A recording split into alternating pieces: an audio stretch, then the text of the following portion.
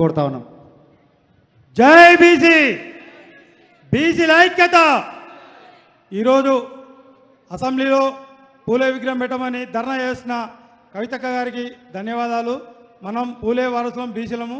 బీసీల నాయకత్వంలో ముందుకు పోవాలని, అట్లనే రేపు పార్లమెంట్లో బిల్లు పెట్టాలని మన రేవంత్ రెడ్డి గారు చేతులు దులుపుకున్నారు.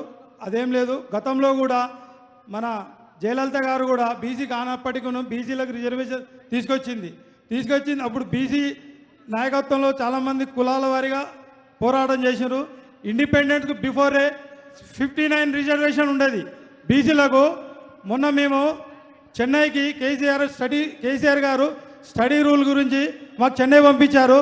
ఆ బృందంలో మన మధుసూచారి నాయకత్వంలో నేను, ఆలగుండారి అందరం పాల్గొన్నాము. బీసీలు అక్కడ తమిళనాడులో ఇండిపెండెన్స్ బిఫోరే బీసీలకు రిజర్వేషన్ ఉంది.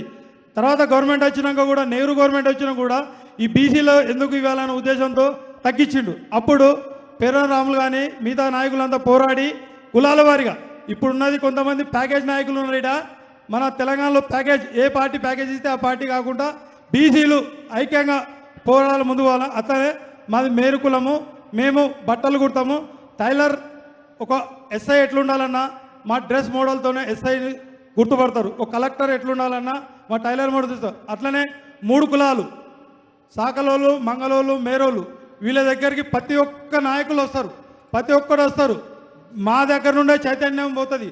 బీసీలకు రిజర్వేషను 42% కాంగ్రెస్ వాళ్ళు అన్నది ఏంది, మనం 50% అడిగితే 42% వస్తాయని ఈ వెంటనే మన అసెంబ్లీలో పూల విగ్రహం పెట్టాలని మా మేరు సంఘం తరఫున కోరుతున్నాను.